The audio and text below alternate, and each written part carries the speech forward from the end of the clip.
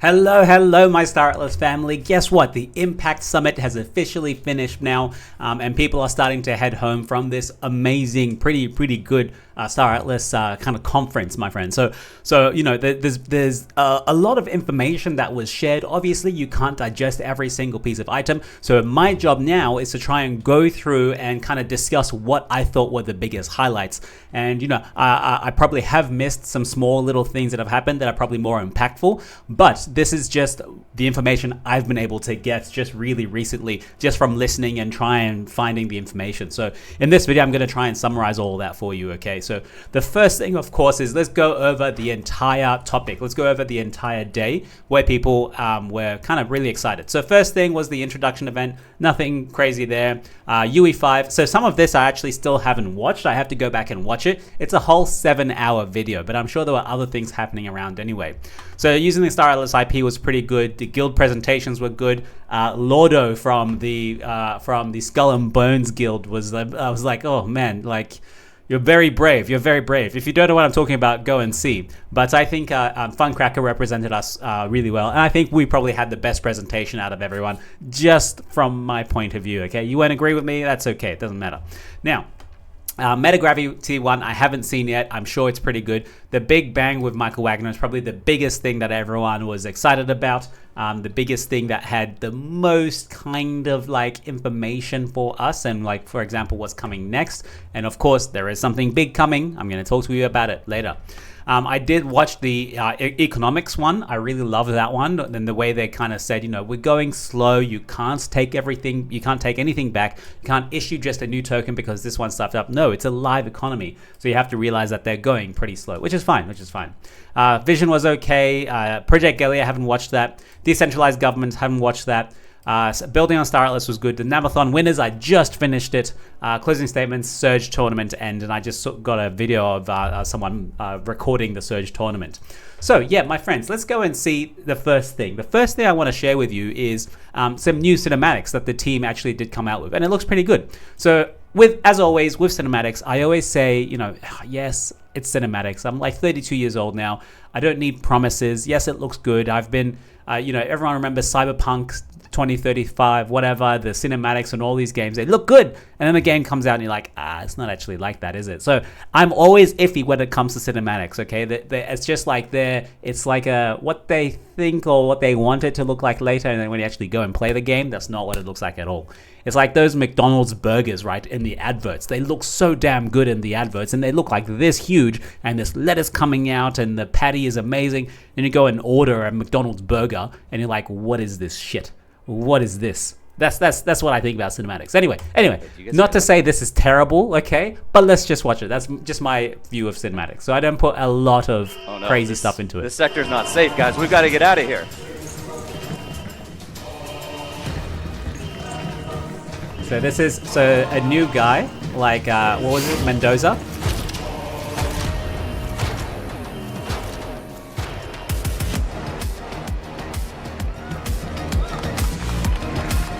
Actually, hopefully I don't get the music. Hopefully the music's not copyright. Otherwise I'll be stuck.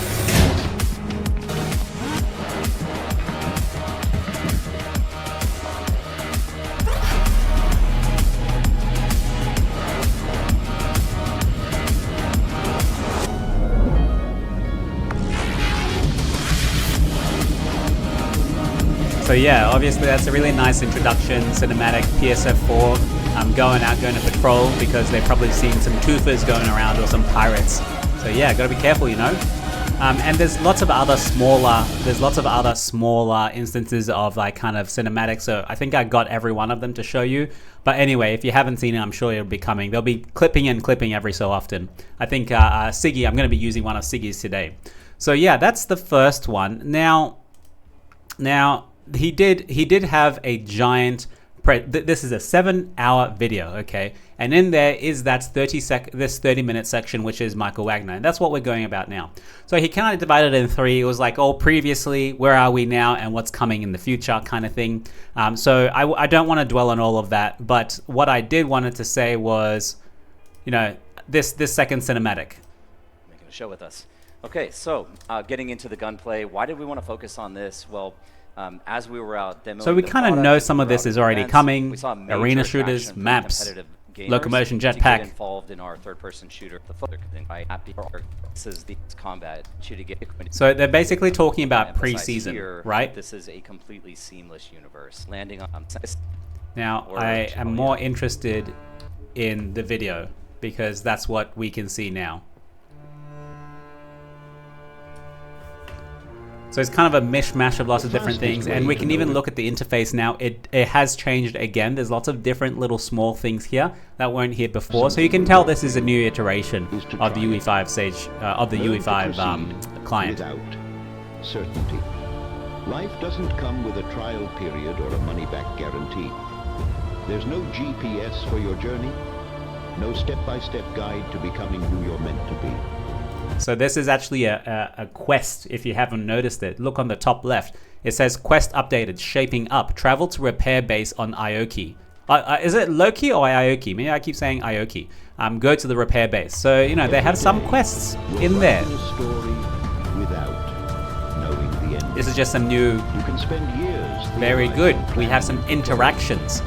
But until you take Bloody that good. first step, it's all just speculation. And you know, the thing is, like, that stuff is so easy to do, I think. I'm not a developer, okay, but basically you have that functionality there. Just copy and paste it for multiple different characters, have one kind of generic movement or like 5 generic movements, and you have something that's playable, you know, go this, fetch quest, go and do this, don't do this, one type of quest, reskin that quest 100 times, use AI, and you got a game, you got a game. As Søren Kierkegaard said, life can only be understood backwards, but it must be lived forwards. You can't wait for certainty to start living, because by the time you're certain... So at some points it does get a bit laggy, I don't know why. Certainty is an illusion. Even the surest things in life can change in an instant. Obviously that was actually a transition. Proceed without certainty. And this is the same quest, it still says shaping up. So it's still the same quest. Listen to me carefully. And now look at this. I actually did see this. This seems to be like Toofers attacking an Armstrong a star base, and you are the one kind of starting there to defend, because you can see the Toofer capital ship there. Either the Toofer Titan or the capital ship, just there. You can see that. That's a Toofer ship. Look at that.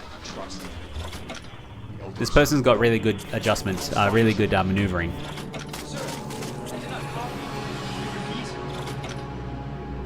Must be the beginning quest, because there's audio behind it. There's like voiceover. So this one we've seen multiple times. This is the galaxy exploration. Yeah, nothing crazy there. This is the graphics, weird graphics. I don't know why they decided to show it.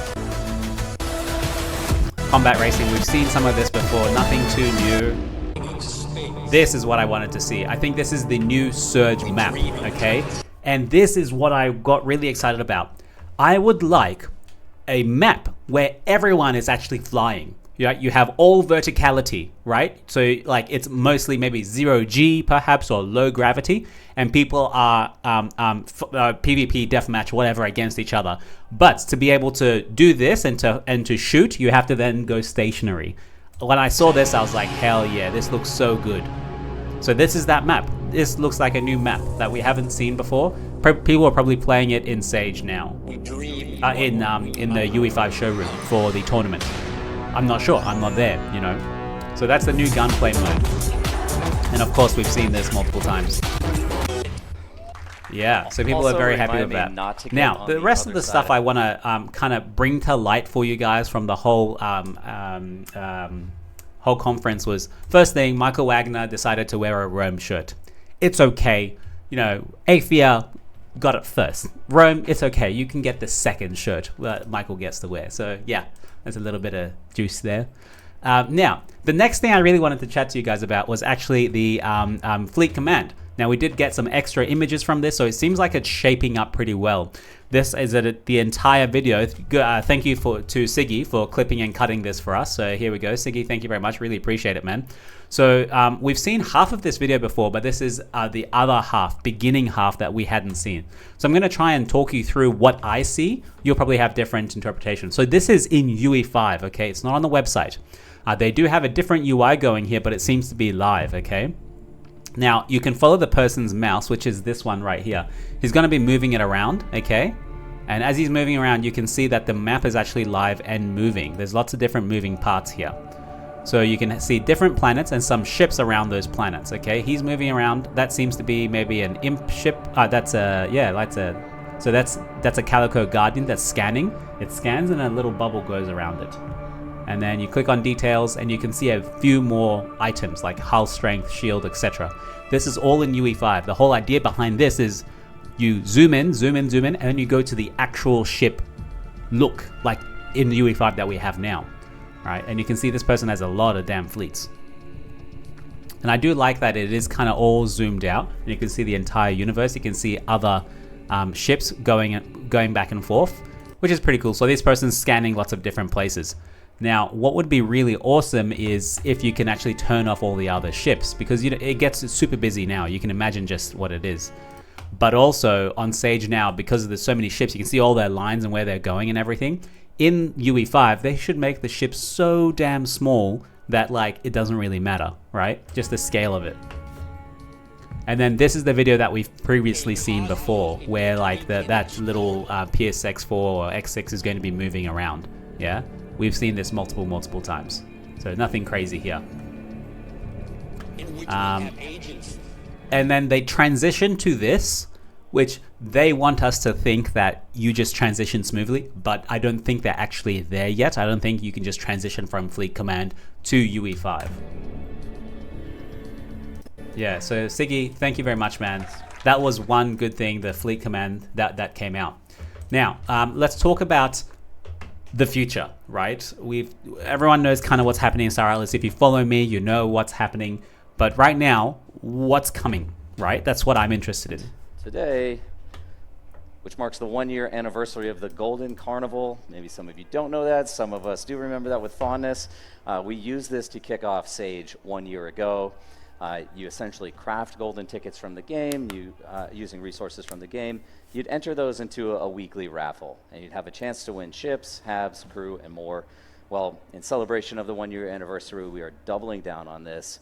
We're going to run it as a promotion for the next 4 months with over $4 million in rewards going out to players. So I really want to say a huge thank you to the team for all the work that's going into this. A huge thank you to the community here.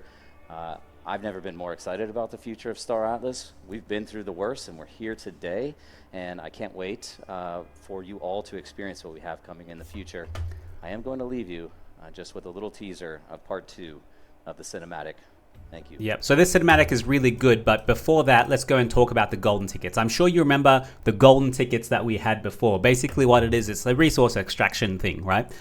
You go and, it's a resource depletion thing, really. You go and get your resources somewhere, you put it all together into a crafting thing, and then you get a golden ticket. You use that golden ticket, and then you go to a service like Hedgehog Markets or another raffling system, whatever, and then you put in your tickets, and then you get a chance to go and win something.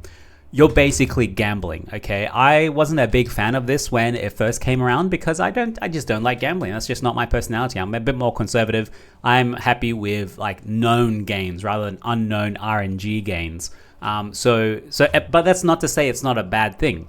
So the other thought I had about it was that it just kind of tells me that, one, we have too many resources in the ecosystem, so the team are like, oh, we need to kind of get rid of some of the resources and let's let them go and gamble them away to try and win other prizes. Yes, of course, you will get more kind of ships and extra $4 million worth of VWAP, which is what, secondary market, maybe 1 million worth of ships, maybe even 500K, give or take, right? So that's the first thing, is that there may be too many resources in the market, right? The next thing is they want to give small players something to do. This is what Michael was saying before, where he's saying he wants smaller game loops that don't use so much of your transaction costs, because that's what's really killing the small players at the moment. So that's one thing. And then the other thing I think about is they're doing this for 4 months. You know what that tells me? They don't have any other economic things or economic incentives like for people to go and do stuff in the game. So they need to bring back this one-time thing that they said they would do one time. bringing it back again. Sure. I'm not against them bringing it back again, but I'm just saying that means they have nothing else going, for the economy, at least for the next 4 months. So this is their way to extract resources from the economy to spur it and keep it going. Now, I know they all seem like, negative things, but this is what it is. This is what the team have come up with. So this is what we're going to go with. They're not all of a sudden going to cancel this now. The golden tickets, I was not a big fan of it when it first came out. I covered it very slightly. I did participate in it, obviously. I didn't win anything, obviously. I think someone did win some really, really good prizes, even with low tickets. But if I remember correctly, my experience from that was it was just a numbers game. Like, it's whoever had the most amount of tickets also managed to get the best rewards in that pile, because that's just how the numbers work, okay? So it's gambling. It's gambling. That's what it is. Let's be honest, right? You're gambling. If you're happy to gamble, okay, great, go gamble. If you're not happy to gamble, don't do this. Continue mining fuel, mining hydrogen at the CSS, sell it on the markets, go and craft some Bimble Mambas. I'm currently cramming a Mamba X at the moment, so because I'd rather actually use my resources to get something I know is going to get, rather than gambling it away. All right, so let's go and watch this last trailer. Now, I saw this, I was like, oh, that looks like the actual cataclysm that's in the middle. And I was like, oh, yeah, maybe I'm actually am right, because they zoom in and then some ships start coming out from this really bright light in the middle. So, and they're twofers. So twofers only live in the high risk zone. And it hits the Oni CSS. That's crazy. So it's either, because Oni CSS is in the Central Space Station, right? So it's either a giant mothership twofer, or like a Titan twofer ship Thank you. that goes and kills the Oni CSS, or something else, So pretty cool. Everyone's pretty excited about that. That was pretty awesome. And also, this is thanks to Beyond the Horizon, who did this small video for us. So thank you, man. Thank you. I just couldn't find it in that 7-hour video. I didn't want to go back and look for it all. Okay, now, the last thing I think I wanted to tell you guys about, and of course there'll be more things I'll tell you about after this is finished. People will be, collecting all the data. I'll probably miss something because Funcracker will put together the newsletter. But the Nabathon winners. So it was a very lackluster presentation from the Nabathon winners, but I still think it's worth covering. So just to remind you, this is the hackathon where people put up products that they've done based on the staratlas ecosystem, and then they win some prizes. So let's actually go and see. He actually did have. There was a small presentation of all of the hackathon winners, like in a small kind of fast-forwarded clip. But basically, I managed to watch all of that, and I'm going to bring it up here so you can see. All right, so the Galactic Marketplace, right? And some of these are the prizes, okay? The Best Project, Sage Award, Game Award, DeFi, Data, Resource Award. And mostly are like 2.5K, 2.5K, 10K for the Best Project. So the Galactic Marketplace is Atlas Link, which was pretty good, I think. So Atlas Link is an AI chatbot. And I actually did use this just very briefly. Basically, it's like ChatGPT. You put in all of your, you can ask it lots of data, ask it for, what's happening with this ship, or, some metrics, and it gives you some stuff. It was okay. And also, for example, I tried to use it to create a blink. So I put some resources on the staratlas marketplace, and I told it, make a Solana blink for me so that you can paste it onto, for example, Twitter, and people can just see, they can buy my resource or my ship straight from Twitter. Pretty cool, right? So that's the Atlas Link. Now, the DeFi award went to Squads. Now, Squads is a well-known project in Solana. They handle a lot of the multi-sig and voting issues that happen in Solana. So basically, it's like we want to vote on something, or we want to keep something, or we have a wallet, right, in Solana. I have the address, you have the address, so that we both have to sign the same transaction before it goes through, right? So that's for the DeFi. The Data Award goes to Crew Dashboard, which I think is actually by AEP Victor. Victor, is this your dashboard you were talking about before? So basically, it's a flip side dashboard. You paste in your own wallet address, and then it tells you a whole bunch of stuff on what you're doing, okay? Are you profitable here? How much is this ship or fleet using? How much is it bringing in, etc. So if that's true, that'd be really, really, really good. Now, the Data Galactic Marketplace. Oh, what happened to the Galactic? Who was the... I don't remember what that was. Anyway, let's go to resource. Resource, use of resources. So it's called the Star Atlas Dispatcher. So the presenter did say the Star Atlas Dispatcher was really, really close to winning. So basically what it is it's a reskin or like a new UI for Sage Labs, which is pretty good because the current UI people don't really like as much. So this is just Sage automation, right? You can automate a whole bunch of stuff in Sage. The last one was Game Award, which is called Warfront. I think it's just anything that uses, where is it? Where's the Game Award? Create a game using Star Atlas token, resources, intellectual property. I really, really thought it would have been Aether's card game, but I've never heard of Warfront. Have you guys heard of this? Give me a link. I haven't seen Warfront at all. I got to look it up. Now, let's go to the actual winners. Oh, the Sage Award. The Sage Award, which goes to Eve I for ship comparisons. Apparently, this is really good. It's a new product. No one's seen it yet. Well, I haven't anyway. Where basically it's got a really slick UI where you can bring up your ships next to each other and you can compare them, look at them, get all the kind of data on it, and it's just better, right? So that's the Sage Award. And then the winner of the entire thing goes to... Best projects, that won $20,000, okay? It goes to either Atom or Adam. I couldn't bloody hear the word that he said. I think it's Adam, right? So basically it's another Sage UI, but he said it's better than the current UI we currently have. It's very easy to drag and drop stuff and to help you with automation. So this is pretty cool. I wonder if people are going to be using this over Sly Labs. But remember, this is the beauty of the blockchain. The blockchain just lives and exists there. Sly Labs looks at it differently and then does stuff. This project as well, Adam, is going to be looking at it and doing stuff for you. So you get a choice between like which one's the better product for you. Maybe Adam might be behind a paywall and you have to pay $2 USDC a month to actually use this product, which I wouldn't mind paying that if it ensures that I make profit in the game. It's just a numbers game at the end of the day. So those were the projects and the winners. I think that was really, really damn good, you know, that we have this kind of ecosystem going.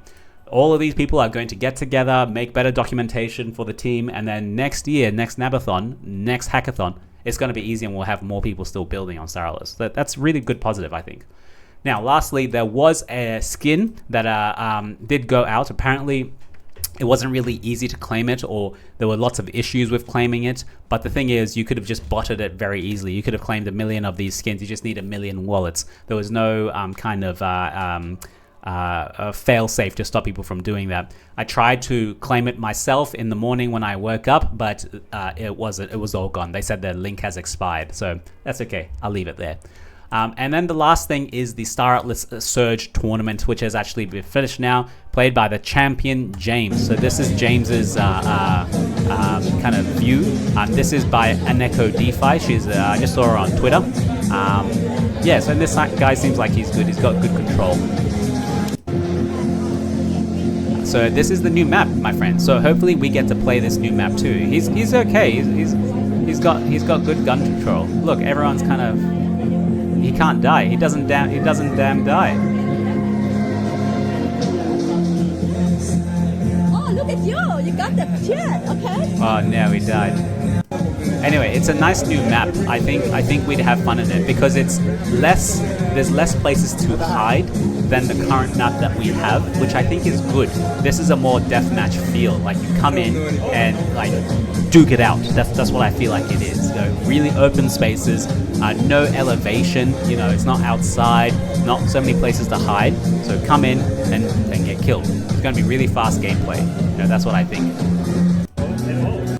So yeah, that's that. So my friends, I'm going to leave it there. That's like 25 minutes already. So I'm sure I've probably missed a whole bunch of stuff from the whole Impact Summit. I'm sorry, of course. I will cover it later if I think it's worth covering or people are talking about it enough. And then, yeah, that's it. So I'll leave it there. Okay, if I missed something, let me know. Otherwise, ciao for now. I'm going to leave you and love you. Bye.